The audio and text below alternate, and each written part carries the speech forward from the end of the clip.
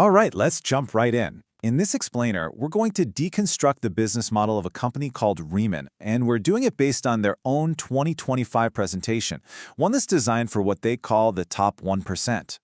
So first things first, how does Riman even frame their business?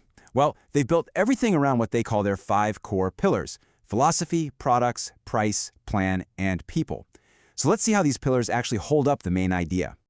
So, what's the big idea here? What's Riman's main pitch? It really all boils down to one thing. They want to fundamentally change the traditional way a product gets from the company all the way to you, the customer.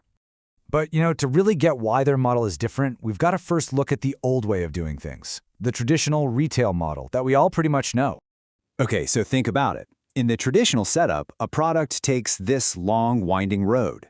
It starts with a company, then it has to go through a wholesaler, then a distributor, before it finally lands on the shelves at a retail shop where we can buy it. I mean, that's a lot of hands in the pot, right? And every single one of those steps adds to the final price.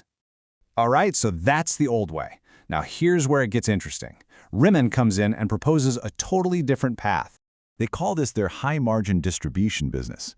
And the whole point is to create a much more direct line to the person actually buying the product. And right away, you can just see how much simpler this looks. The chain is way shorter. It's basically a straight shot from Riman, the company, to an independent distributor, and that distributor connects right to the customer. That's it. So let's put them side by side. The real key here is that contrast, right? The Riman model just chops out a bunch of those middlemen. The wholesaler, the brick-and-mortar retail shop, they're gone. And the idea, at least in theory, is that all the money and profit that was getting soaked up by those middle layers can now be redirected to the distributors and back to the company. Okay, so if you're a distributor in this system, how do you actually make money? Well, there's a whole compensation plan. But before we can even get into the earnings, we have to get our heads around 2 really important terms they use to measure everything. First up is SP, which stands for sales point. The easiest way to think about SP is like experience points in a video game. These are the points you rack up to level up. It's the metric the company uses to see how you're progressing through the ranks. And the second term is BP, or business point. Now, if SP is for leveling up, BP is what actually hits your bank account. This is the number they use to calculate the commissions you earn. So, super simple. SP gets you rank, BP gets you paid.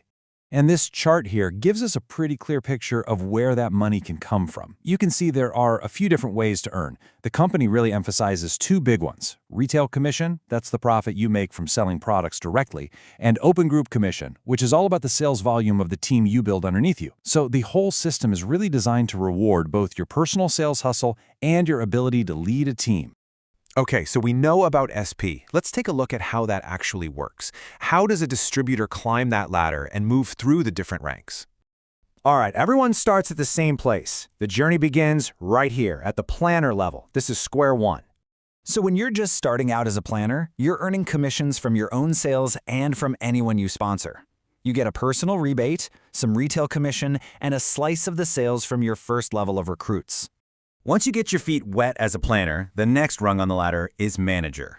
And this is where those sales points, the SP, really start to matter. To get promoted to manager, a planner has to hit 3,000 SP within 3 months and also bring in 3 customers. You hit that goal, and boom, you unlock higher commission rates pretty much across the board. And this timeline here really just lays out the whole career path for you. It's a clear line of progression. Planner to manager, then up to senior manager, team leader, and eventually director. And you can bet that each of those steps comes with tougher requirements, but also bigger potential rewards. Okay, now this is super important. With any kind of business opportunity, you absolutely have to read the fine print. So let's look at the disclaimers that Riman themselves provide. And this is a big one, taken word for word from their own presentation. They state very clearly, Riman makes no guarantee of financial success. They go on to say that success only comes from sales efforts that require, and I quote, hard work, diligence, skill, persistence, competence, and leadership. So, no free lunch here. So, what's the bottom line? The huge takeaway here is that, according to Riman's own documents, any money you might make is tied directly to your own hustle, your ability to sell and to lead a team. It is not, by their own definition, a get-rich-quick or passive income kind of deal. And that brings us right back to where we started, doesn't it? The title of their own presentation was for the top 1%. So after looking at the model, the path to advancement, and their own disclaimers, it leaves us with a really big question. It's not just about what it takes to reach that top 1%, but maybe more importantly, what does that journey look like for the other 99%?